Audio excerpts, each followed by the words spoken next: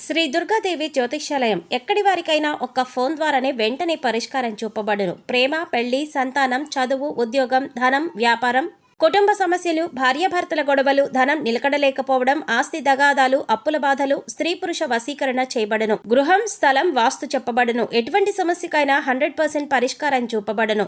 Cell number 9010707470. ఓం శ్రీమాత్రే నమః. ఛానల్లోకి స్వాగతం అండి. ధనస్సు రాశి వారికి అదృష్ట సమయం వచ్చేసింది. ఎంతో కాలంగా మీరు ఎదురు చూస్తున్న 8 శుభవార్తలను వినబోతున్నారు.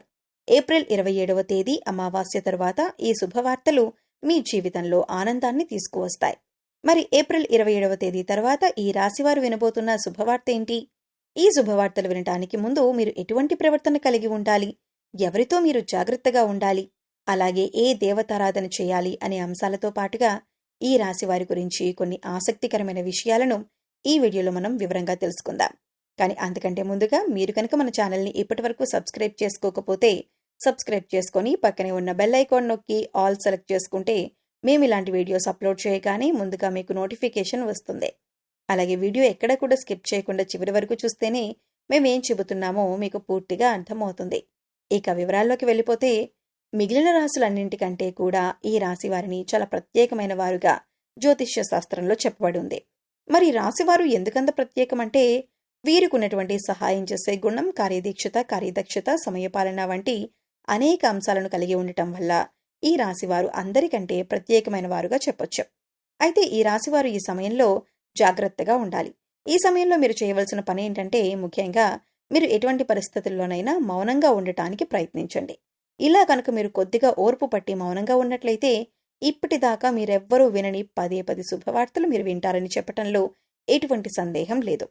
అయితే మీ ముందు నవ్వుతూ మాట్లాడే కొందరు వ్యక్తులు వెనక నుండి మీ నాశనం కోరుకుంటున్నారు. వారెవరు అనే విషయం ఈ వీడియో చివరి వరకు చూస్తే మీకు అర్థమవుతుంది. ముఖ్యంగా 3 వ్యక్తులు మీ జీవితంలో మీరు పైకి ఎదగకూడదని మీ నాశనాన్ని కోరుకుంటూ ఉన్నారు. ఆ 3 వ్యక్తుల్లో 2 స్త్రీలు, 1 పురుషుడు మీ శత్రువుల్లో చేరి మీ శత్రువులకి అనుకూలంగా ప్రవర్తిస్తూ మీ నాశనాన్ని కోరుకుంటున్నారు. ఈ సమయంలో మీరు అనుకున్న పనులు అనుకున్నట్లు జరగాలి, ధనలాభం కలగాలి, అందరికంటే ముందుండాలి అనుకున్నట్లయితే కనుక మీరేం చేయబోతున్నారు అనే విషయాలను ఇతరులకు అస్సలు చెప్పకండి. మౌనం వహించండి. ఎందుకంటే మీరు జీవితంలో ఎదగటం ఇష్టం లేనివారు ఖచ్చితంగా మీ మాటలు వింటే మీ నాశనాన్ని కోరుకుంటారు. అంతేకాదు ఈ సమయంలో మీరు ఈ కొన్ని జాగ్రత్తలు పాటించినట్లయితే ఖచ్చితంగా శుభవార్తలు వింటారు. కుటుంబంతో సంతోషంగా ఉంటారు. ఏ ఒక్క దేవుణ్ణి ప్రార్థిస్తే 2 దేవుళ్ల అనుగ్రహం కలుగుతుందో మీకు తెలుసా? అదేనండి, రాముణ్ణి ప్రార్థిస్తే హనుమంతుల వారి అనుగ్రహం కూడా మీకు కలుగుతుంది. ఇక వీరిద్దరి అనుగ్రహం ఉంటే ఈ రాశి వారి జీవితం 3 పువ్వులు 6 కాయలుగా మారిపోతుంది. మరి ఆంజనేయ స్వామి వారికి ఇష్టమైన మంగళవారం రోజున మాంసాహారం తినకుండా రాముల వారిని అలాగే హనుమంతుల వారిని ప్రార్థించినట్లయితే మీ మనసులో ఉన్న కోరిక త్వరగా నెరవేరుతుంది. అంతేకాదు ఇలా చేయటం వల్ల రాములు వారి అలాగే హనుమంతుల వారి అనుగ్రహం కూడా మీపై పరిపూర్ణంగా ఉంటుంది అని చెప్పటంలో ఎలాంటి సందేహం లేదు. ఇక అనేక రకాలుగా శని దోషాలతో బాధపడేవారు అంటే ఏల్నాటి శని, అర్ధమ శని, అర్ధాష్టమ శని ఇలా అనేక రకాలుగా శనితో కలిగే ఎటువంటి దోషాల నుంచైనా బయటపడాలి అంటే మంగళవారం నాడు ఆంజనేయ స్వామి వారిని విశేషంగా పూజించాలి. మరి ఎటువంటి పూజ చేసేటప్పుడు మాంసాహారం తినకుండా చేస్తేనే విశేషమైన ఫలితాన్ని పొందుతారని పండితులు చెబుతున్నారు. ముఖ్యంగా ఉదయాన్నే అంటే భోజనం చేయడానికి ముందే పూజ ముగించుకుంటే మంచిదని తెలియజేస్తున్నారు.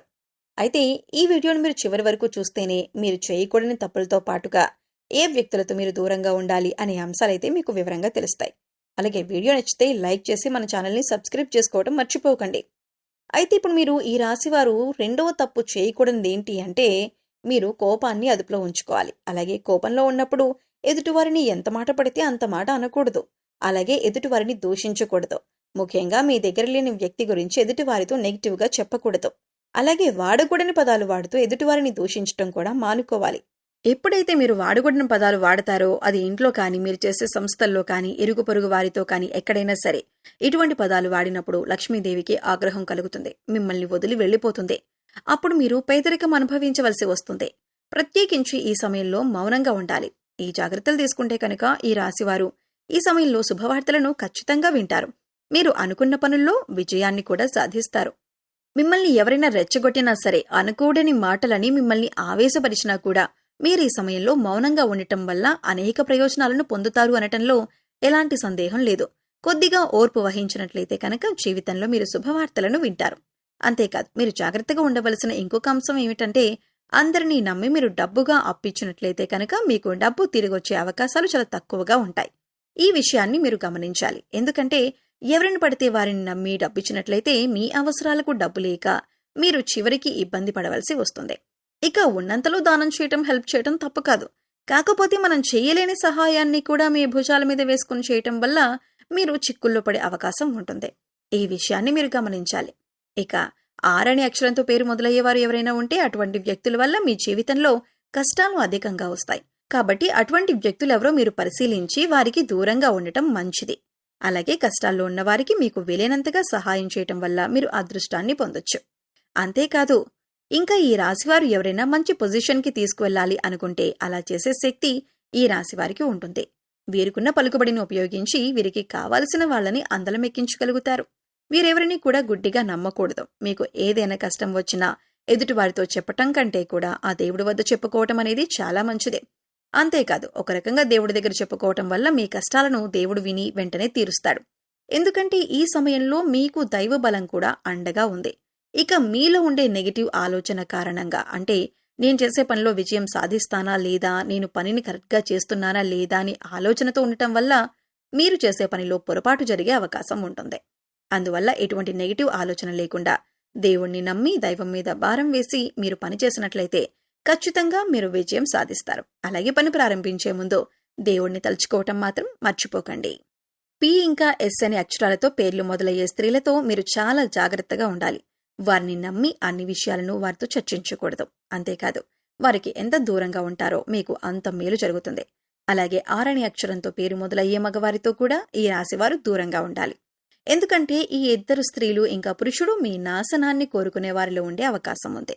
ముందు చెప్పుకున్న విధంగా ఈ అక్షరాలతో పేర్లు మొదలయ్యే ఇద్దరు స్త్రీలు అలాగే ఒక పురుషుడితో మీరు చాలా జాగ్రత్తగా ఉంటే మీ జీవితంలో మీరు ముందుకు వెళ్తారు. అలాగే మరిన్ని యోగవంతమైన ఫలితాలను పొందటానికి ఈ సమయంలో మీరు చేసుకోవలసిన దేవతారాధన చూసుకున్నట్లయితే గురువారం నాడు దత్తాత్రేయ దక్షిణామూర్తి వంటి గురు స్వరూపాల ఆలయాన్ని దర్శనం చేసుకోండి. మాస శివరాత్రి రోజున శివుడికి అభిషేకం చేయించుకోండి.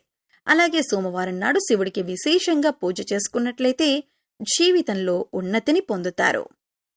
సో చూశారు కదండి, ధనస్సు రాశివారు ఈ సమయంలో ఏ విషయాల్లో జాగ్రత్తలు తీసుకోవాలి, అలాగే ఏప్రిల్ 27వ తేదీ తర్వాత మీరు ఎటువంటి శుభవార్తలు వినబోతున్నారు, అలాగే ఈ సమయంలో మీరు ఏ వ్యక్తులతో జాగ్రత్తగా ఉండాలి అనే అంశాలతో పాటుగా ఈ సమయంలో మీరు చేసుకోవలసిన దేవతారాధన గురించి ఈ వీడియోలో మనం వివరంగా తెలుసుకున్నాం కదా. ఈ వీడియో మీకు నచ్చినట్లయితే లైక్ చేయండి. మీ ఫ్రెండ్స్ అండ్ ఫ్యామిలీ మెంబర్స్లో ఎవరైనా ధనస్సు రాశి వారు ఉన్నట్లయితే వారితో ఈ వీడియోని షేర్ చేసుకోండి.